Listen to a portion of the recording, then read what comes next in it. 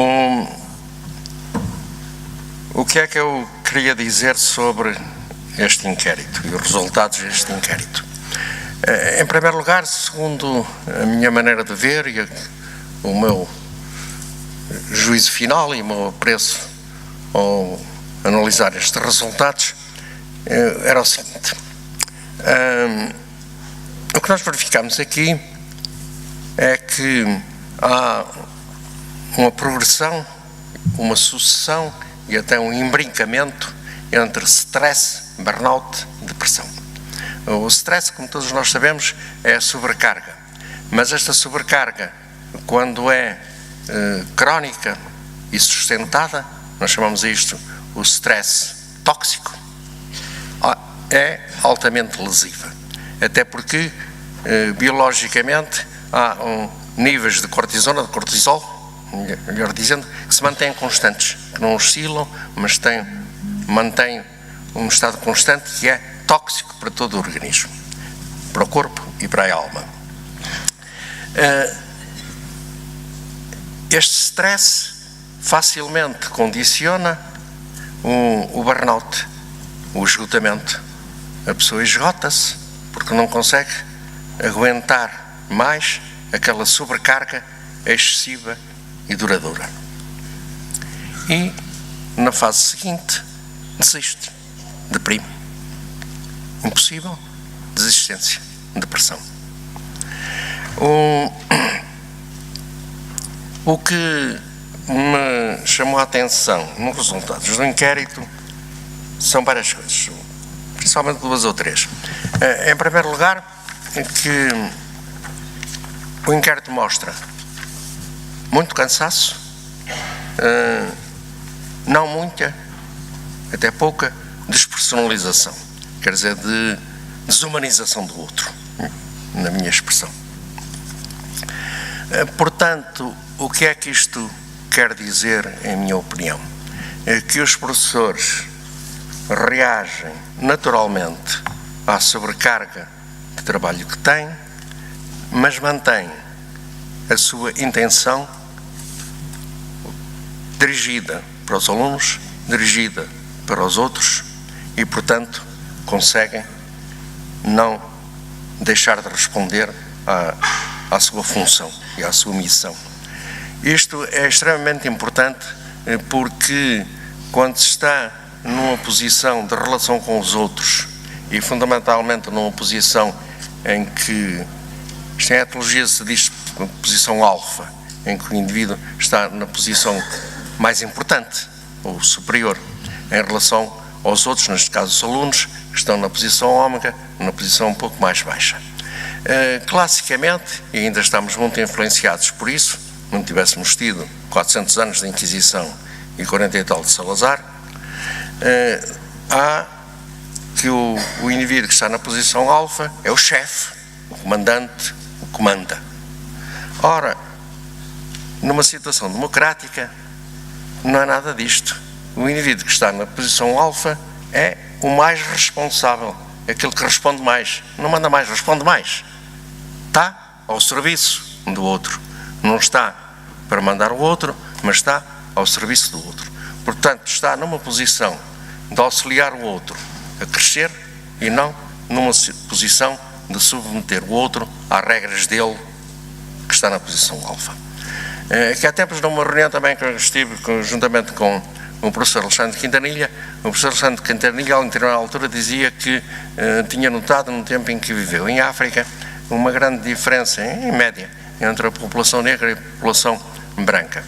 Porque era habitual, quando um branco aparecia e o sujeito, o interlocutor, lhe perguntava: então o teu filho como está, tem crescido? O branco dizia assim: está assim.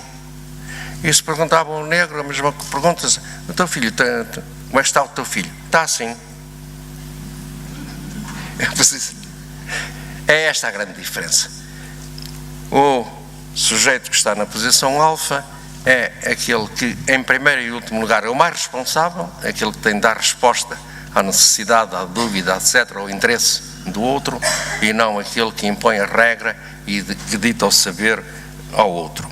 Eu penso que é por isto que neste inquérito nós encontramos um cansaço grande, uma desumanização pequena.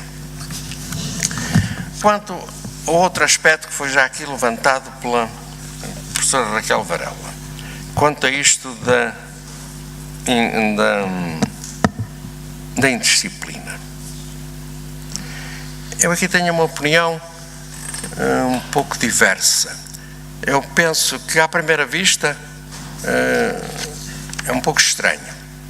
Então, se o professor está tão motivado para que os alunos aprendam, porque é que se incomoda tanto com a indisciplina dos alunos? Parece que tolera mal a liberdade dos alunos. É um aspecto. Mas penso que há outro, e talvez mais relevante ou mais significativo. As duas coisas, mais significativo e, portanto, a dar mais relevo. É que está preocupado se o aluno aprende ou não aprende.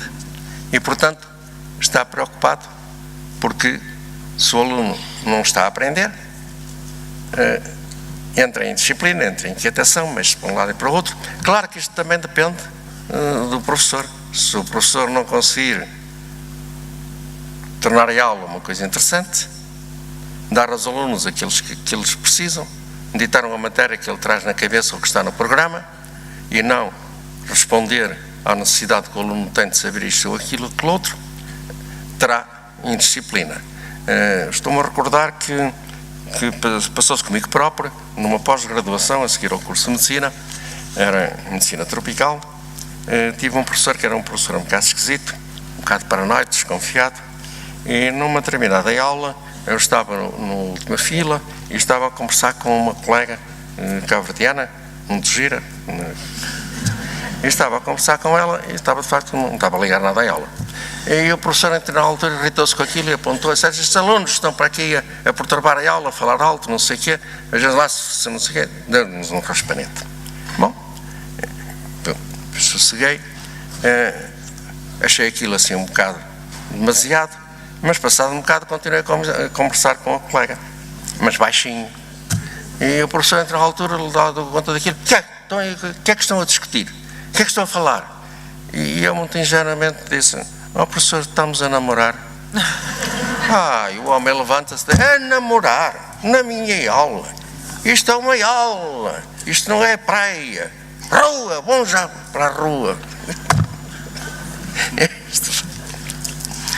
Bom, isto levava-me a outro comentário que a Raquel também nos pôs, que é o desejo da reforma, o interesse pelo trabalho, o cansaço, muitas coisas. O que é o trabalho?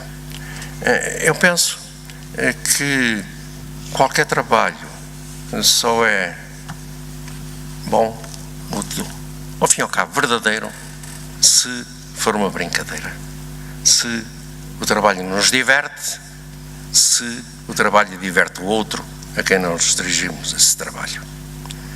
E se for assim, não cansa. Quem corre por gosto não cansa. E nessa altura, o facto, em todo caso, de não cansar, não quer dizer que possa ser excessivo.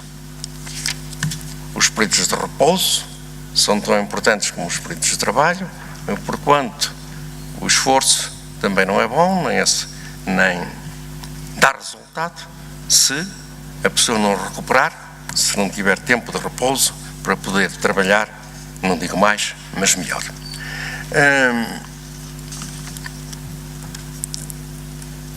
É como em tudo na vida,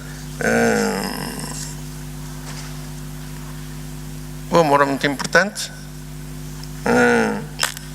mas se estivermos sempre na cama a fazer amor, torna-se um bocado.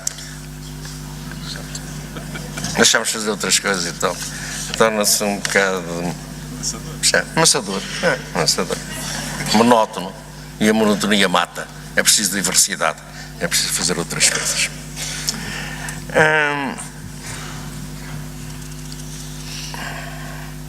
Ainda outro aspecto é que O burnout, quando se mantém situação de trabalho desagradável e, portanto, de exaustão, não só queima por fora, não só chamusca, como diz o próprio nome, como queima por dentro.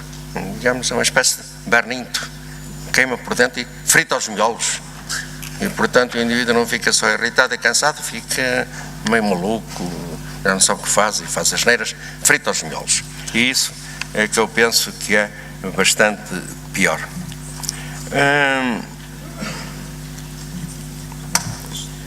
Duas palavras só sobre o limite ao fim da carreira negativa, que será a depressão.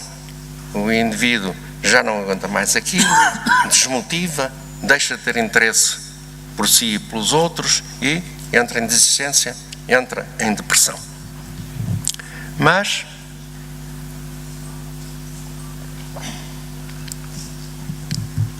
há remédios ou reações positivas em relação a isto.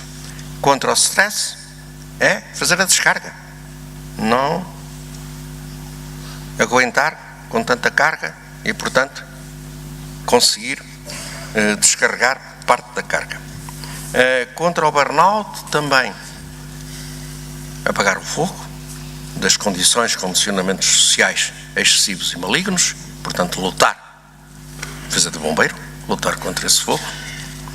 E, por outro lado, arrefecer-se a si próprio e, portanto, empoderar-se, assumir os seus direitos e os seus poderes para poder contestar os condicionamentos sociais que são excessivos, malignos ou desajustados. Por outro lado, é o que acontece com o limite da linha, a depressão. Há dois tipos de depressão.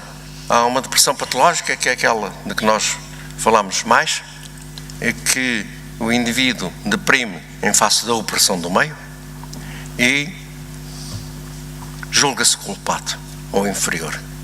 Vira isso contra si e desvaloriza-se a si, culpabiliza-se a si próprio. Esta é a depressão patológica. Mas há uma depressão normal. Perante a opressão e a falta de resposta suficiente do meio, nós ficamos um bocado abatidos. Mas, na depressão normal, reagimos contra o depressor. Afirmamos o nosso direito, contestamos a opressão do outro. E penso que os professores também não entraram em depressão, nem estão a entrar, porque foram capazes deste movimento. De facto, estas condições, condicionamentos sociais não estão certos. Esta ordem das coisas não é boa e, portanto, nós vamos contestar e vamos mostrar a quem de direito, ao Estado, etc., seja quem for, que as coisas têm de ser de outra maneira. Portanto, são capazes de virar a sua força para a causa do fenómeno e não responsabilizarem-se a si próprios, admitindo que a causa está neles, quando não está. O que pode estar é a maneira de reagir. Em qualquer comportamento humano, nós costumamos considerar fatores que são biológicos, biogenéticos, é a biogénese do comportamento, fatores que dependem do meio cultural e social, sociogenéticos, que aqui são maciços, no caso dos professores, e fatores idiogenéticos, que vêm do próprio, de a maneira como o próprio reage, elabora, responde a estes fatores. Responde-se lamentando, chorando ou dando murros na mesa, que também não adianta muito, ou responde ativamente, procurando transformar as coisas.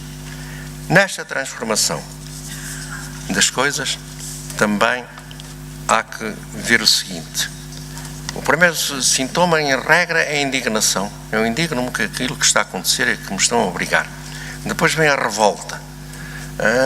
Mas isto é um bocado insuficiente. Para que as coisas corram bem, é preciso vir a revolução.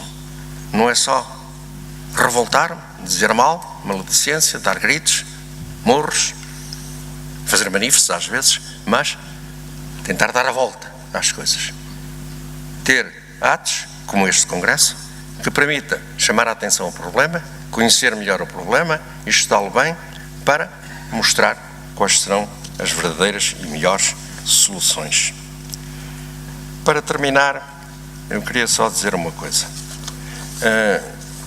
Na lógica simbólica ou matemática, habitualmente consideram-se só os dois primeiros fatores, ou operações, a inclusão e a disjunção, coisa dos computadores, linguagem digital, 1-0.